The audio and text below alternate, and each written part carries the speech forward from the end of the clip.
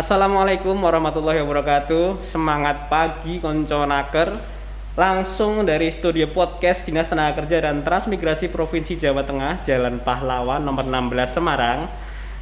Ketemu lagi dalam Goreng Bakwan. Ngobrol bareng bab gawean bersama saya Fendi Anggara. Nah, pada episode Goreng Bakwan kali ini kita akan ngobrol bareng bab gawean tentang perkopian. Perkopian. Nah, mudah-mudahan apa yang akan kita obrolkan kali ini akan menjadi ide bisnis untuk konco naker sekalian untuk memulai usaha. Nah, langsung saja sudah hadir bersama kita salah satu Srikandi Kopi Indonesia, bahkan mungkin bisa disebut Srikandi Kopi Dunia karena prestasinya sudah mendunia loh. Langsung saja Evani Jesslyn. Halo konconaker semua, apa kabar? Semoga semuanya sehat-sehat ya. Jangan lupa prokes selalu dijaga. Dan kalau bisa mendapatkan jatah vaksin, segera vaksin. Nah tuh, yang penting prokes dan vaksin. Jangan takut vaksin. Nah, yes, jangan takut vaksin. Iya. Ternyata aman. Nah gitu konconaker, diingat-ingat ya, jangan takut vaksin dan jaga protokol kesehatan ya Mbak Evani. Iya, betul banget. Oke. Walaupun udah vaksin tetap harus jaga Oh prokes. iya, tetap ya. Baik, untuk pertanyaan pertama Evani. Boleh. Oke. Ini kita punya tradisi. Jadi sebelum kita mulai ngobrol-ngobrol, kita ada tebak-tebakan. Ya, Wah, tebak-tebakannya apa nih? harus bisa jawab. Jadi kopi apa yang bisa jadiin lebih banyak barista kelas dunia dari Indonesia? Kopi apa yang bisa jadiin Barista lebih... kelas dunia dari Indonesia. Kopi apa ya? 3, 2, 1. Kopi apa tuh, Mas? Kopi pastein kamu. Kan nanti jadi Wah, banyak Evani paling gitu. ini. Kan jadi banyak. Oke, sebelum kita ngobrol, ada baiknya saya bacakan biodata dari Evani. Mungkin ada teman-teman konconaker yang belum tahu, tapi kalau penggemar kopi belum tahu Evani kebangetan deh. Tapi ya baiknya ini, Evani lahir di Semarang tanggal 18 Agustus 1990. Lulusan University of California, Berkeley. Pernah jadi auditor ya? Iya, dulu aku auditor. Auditor. Di Deloitte. Nah, barista pemegang sertifikat Q Grader dari Specialty Coffee Association of America. Betul.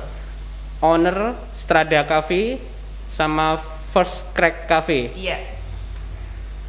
Nah, kenapa kopi ya Fanny? Kenapa kopi? Iya, karena dulu sebetulnya aku nggak suka kopi. Nah, jadi waktu kecil gitu kan, aku sebetulnya nggak suka kopi. Bahkan sampai udah kuliah pun tuh aku nggak suka kopi. Karena jadi auditor itu, jadinya aku mulai, ya namanya kerja jadi auditor ya kan, kerja lembur gitu kan. Terus mulailah dikasih temen kopi gitu. Terus awalnya aku mikir kayak, aduh kan rasanya gimana ya, aku kurang suka. Terus biasanya setiap kali minum kopi tuh badan tuh nggak enak gitu rasanya, kayak keringet dingin, deg-degan dan segala macam, sakit mah. Terus ya udahlah, tapi gimana, harus nyetirnya kebetulan waktu itu rumahnya jauh. Ya udah minum kopi yang dikasih. Terus pertama kali minum kaget loh, kok rasanya enak ya gitu kan. Terus setelah habis 1 cup nggak ada gejala aneh-aneh. Oke. Dari situ aku tanya, loh ini kopinya dari mana? Sama temanku dijawab, oh ini kopi dari tempatmu loh, dari Sumatera. Oh, jadi kejadiannya waktu itu di Amerika ya? Betul, Di Amerika.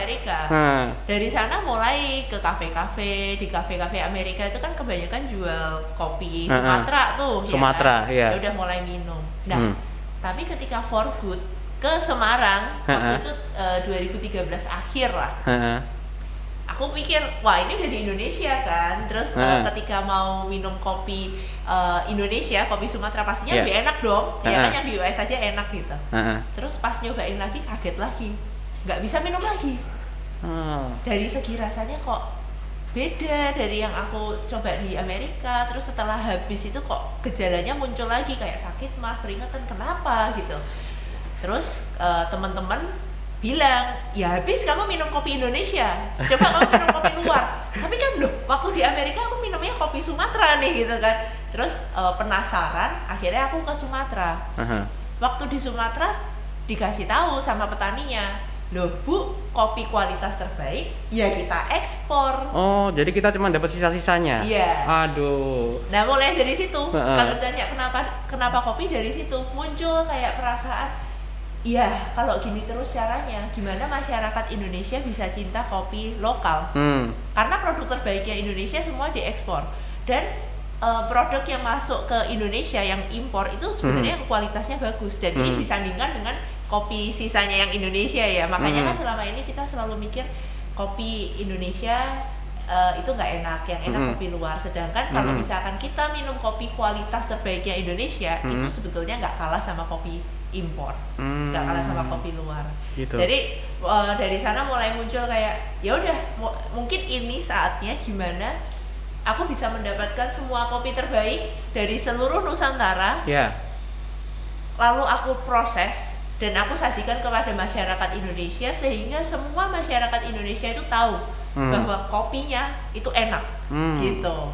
Oh, gini konconaker. Nasionalisme itu seperti ini. Jadi cintailah produk-produk dalam negeri itu Evani sudah melakukan loh, dari hal yang paling kecil, kopi. Nah, tapi sebelumnya Evani, katanya tadi sempat minum kopi perutnya sakit. Itu sebenarnya iya nggak sih? Memang seperti itu? Apakah karena kopi yang kita minum itu kualitasnya kurang baik, jadi di badan juga efeknya buruk, atau memang kalau kopi baik itu jadi nggak ngaruh? Jadi setelah aku pelajari nih ya, ada beberapa hal yang menyebabkan kenapa kalau kita minum kopi itu bisa muncul gejala-gejala yang tidak enak di badan. Yang pertama itu kualitas. Dengan kita meminum kualitas kopi yang kurang baik, itu gejalanya pasti lebih memungkinkan untuk muncul, gitu. Jadi kalau kopi dengan kualitas buruk, contohnya itu kopi yang sudah busuk, atau kalau enggak kopi yang kena hama, kalau enggak kopi yang berjamur, itu pasti enggak bagus untuk kesehatan, gitu. Lalu yang kedua, ternyata asam lambung itu dipicu oleh kafein. Selama ini kan kita mikir, oh minum kopi asam, kalau asam sama dengan pasti lambungnya sakit. Bukan. Yang membuat lambung itu sakit itu adalah kafein. Kafeinnya. Iya, semakin tinggi kafeinnya, asam lambung itu semakin terpicu gitu.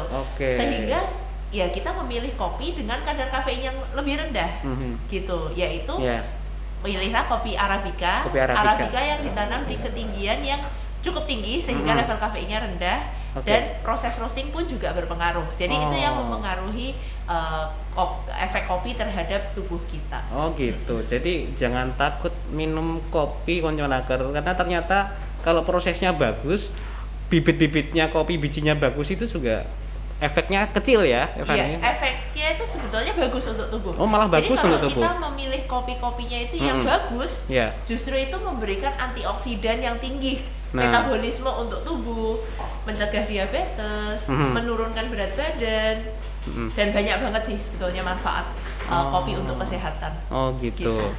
Oke, nah kalau kita lihat tadi kan latar belakangnya bisnis ya, auditor, iya. Latar belakang pendidikannya auditor ekonomi. Terus kok jadi bisnis kopi, nggak ada ketakutan ini? Kenapa? Padahal tanpa ada pengalaman sebelumnya loh. Nggak ada, jadi nggak ada pengalaman sebelumnya. Cuma bener-bener kayak perasaan aku harus bisa dulu sih aku memiliki kayak pemikiran ya, gimana caranya aku bisa memberikan kontribusi kepada negara gitu, kepada Indonesia gitu. Tapi pada waktu itu juga belum tahu gimana caranya. Nah pas ketemu kopi itu baru pikir, nah mungkin ini jawabannya, mungkin ini saatnya. Gimana caranya supaya masyarakat Indonesia bisa mulai tahu bahwa produknya itu bagus sebetulnya. Kalau dalam hal ini kan kopi, bahwa kopinya itu sebetulnya bagus dan kita harusnya bangga gitu. Negara yang bisa memiliki karakter rasa yang unik, yang varietasnya itu banyak banget. Ya Indonesia, kita minum kopi dari Sumatera, minum kopi dari Bali, rasa sudah beda. Antara Sumatera sama Papua, rasa juga beda. Masing-masing tempat memiliki karakter cita rasa yang unik. Di mana lagi kalau bukan Indonesia? Dan hal ini yang harus terus kita banggakan justru. Jadi nggak usah perlu cari-cari kopi dari Panama, dari Brasil ya. Ternyata di Indonesia variannya banyak sekali. Betul. Nah, ini kemudian saya dengar dulu pernah juga di Brasil ya. Iya. Nah, apa namanya, barista farming. Iya. Nah, itu bisa diceritakan? Iya, jadi dulu tuh aku sempat ikut lomba acara namanya Barista Farmer. Pas itu diadakan di Brasil. Jadi waktu itu aku kepilih menjadi satu dari 10 finalis seluruh dunia. Kebetulan aku satu-satunya dari Asia. Dan dari sana itu mulai membuka benar-benar wawasanku terhadap kopi. Pagi-pagi jam 5 pagi kita sudah pergi ke kebun, metik kopi sendiri di kebun. Terus setelah itu sampai sekitar jam 11-an makan siang, terus mulai masuk ke dalam ruangan, kita lomba lagi yang lain. Jadi di dalam perlombaan itu kita dikarantina 14 hari. Kita lombanya itu bukan cuma lomba barista latte art, enggak. Ada latte artnya, iya, ada brewing, tapi brewingnya nyeduh itu di outdoor, kena angin gitu kan, jadi airnya kemana-mana gitu kan. Jadi bingung gimana nih. Jadi tapi itu merupakan suatu challenge terhadap tekniknya kita gitu. Ada lagi lomba cupping, lomba roasting, lomba metik kopi juga gitu kan. Nah, baru tahu ternyata dari sana kopi ini itu ada program edukasinya. Jadi program Barista Farmer ini itu selain perlombaan juga ternyata itu merupakan suatu sistem pendidikan. Gitu. Aku baru tahu dari sana bahwa dari Specialty Coffee Association of Europe, kita tuh ada program namanya Coffee Diploma. Jadi kopi dibagi menjadi 5 modul, setiap modulnya itu memiliki 3 tingkatan. Dan dari sana itu kita mulai belajar. Jadi siapapun yang mau belajar itu bisa, nggak tahu apapun soal kopi terus mau belajar itu bisa, karena diajarinya tuh step by step. Lalu kita bisa mendapatkan yang namanya Coffee Diploma. Nah, aku sudah nyelesain itu semua. Akhirnya aku mengambil sertifikasi trainer. Dari situ. Oleh karena itu, aku pada waktu itu aku mikir sih, kayak ketika awal aku mau memulai bisnis kopi, susah banget loh mencari di mana ya. Aku mau belajar kopi itu di mana? Terus terang itu susah banget. Terpikir hal tersebut. Terus mengetahui, aku bisa memberikan edukasi soal kopi secara terstruktur ini, dan aku mengambil sertifikasi trainer. Akhirnya aku memutuskan, aku harus bisa membuka satu sekolah kopi yang terstandar internasional. Karena kalau misalkan goal akhirnya adalah aku ingin semua masyarakat Indonesia bisa menikmati kopi Indonesia kualitas yang terbaik, itu nggak bisa aku kerja sendiri. Jadi harus ada support mulai dari hulunya, dari petaninya, roasternya, baristanya, semua harus berkontribusi di sini. Oleh karena itu kita membuat satu sekolah dengan nama First Crack Coffee Academy yang ada di Jakarta. Jadi itu menjadi suatu wadah bagi semua orang yang mau belajar soal kopi, yang bisa mengolah kopi dengan standar internasional, itu kita bisa mengakomodir di sana. Jadi kalau di Strada itu mungkin untuk coffee shopnya, konsepnya yang di Jakarta, yang First Crack itu yang buat pelatihan-pelatihannya. Di Brasil satu-satunya wakil dari Asia ya. Dan dapat peringkat. Jadi aku menang di lomba brewing, lomba sensory, terus jadi barista favorit ya, sama ada lomba fotografi juga. Wow, prestasi dunianya seperti itu Konconaker yang saya bilang tadi. Ini untuk Konconaker nih Fani. Hal paling utama apa kalau ingin punya usaha kedai kopi? Kalau menurut aku sih fundamental mengenai ilmu tentang kopi ya. Dan hal tersebut yang menjadi pemikiran utama aku, bahwa kalau semisal aku mau berbisnis kopi, aku harus mengetahui keseluruhan ilmu soal kopi ini. Makanya di awal-awal aku mulai bisnis kopi itu benar-benar belajarnya tuh kemana-mana dan semuanya tuh aku pelajari gitu sampai mendetail ya. Jadi kalau misalkan kita sudah tahu nih ya soal kopinya ini sendiri, mau bisnis lagi sesulit apapun kita tuh tahu harus ngapain. Contohnya ini gini. Misal kita memiliki customer, kita kedatangan customer, terus habis itu customer bilang, aku nggak suka kopimu, gitu. Nah tapi kan kalau misalkan kita nggak tahu kopi, kita akan bingung, nggak sukanya kenapa ya? Apa ya mungkin seleranya beda, masing-masing orang punya selera lah. Tapi sebetulnya enggak. Ketika kita tahu soal kopi, kita tahu soal sensori, kita bisa nanya, nggak sukanya kenapa? Apakah terlalu asam? Apakah terlalu pahit? Oke, kalau terlalu asam, aku punya kopi yang ini loh. Ini kemungkinan cocok sama kamu. Atau ini kopi yang lebih bold, yang lebih strong. Kamu pasti suka. Berarti ada proses edukasi dengan customernya juga. Betul. Oke. Mungkin ini terakhir.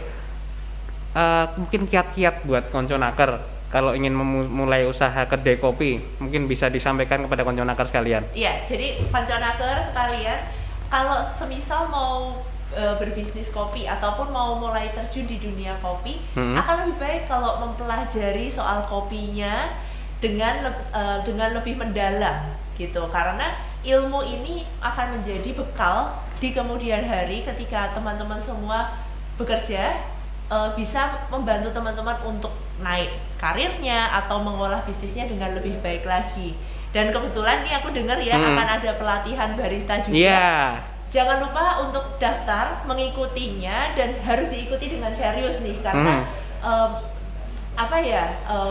ini menjadi suatu privilege, menjadi suatu sesuatu yang mewah untuk teman-teman semua bisa mendapatkan pelatihan ini. Karena pada waktu aku mulai terjun belajar bisnis kopi aja itu susah banget mau mencari pelatihannya. Dan sekarang ini disediakan gratis. Ini menjadi suatu privilege. Jangan lupa daftar, dan kalau sudah daftar jangan lupa diikuti dengan serius. Ya, baik, terima kasih Evani.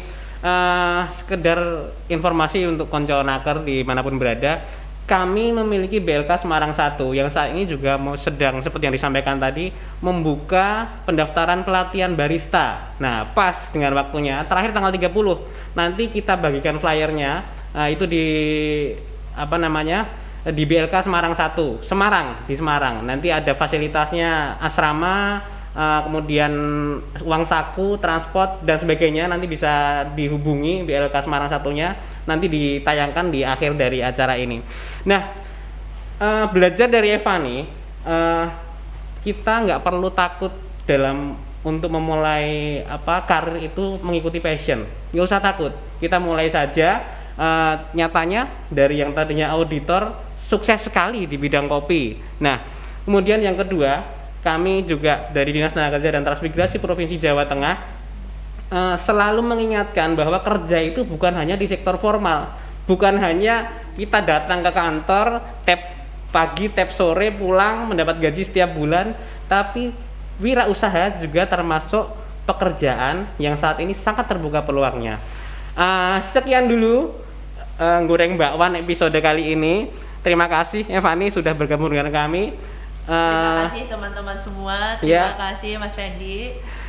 Seleh ke adonane, nikmati bakwane, terus ke karyane, raih prestasine. Yuk say no to rebahan, biar manfaat for everyone. Angger ngobrol bab gawean, pokoknya gur nang goreng bakwan. Wassalamualaikum warahmatullahi wabarakatuh.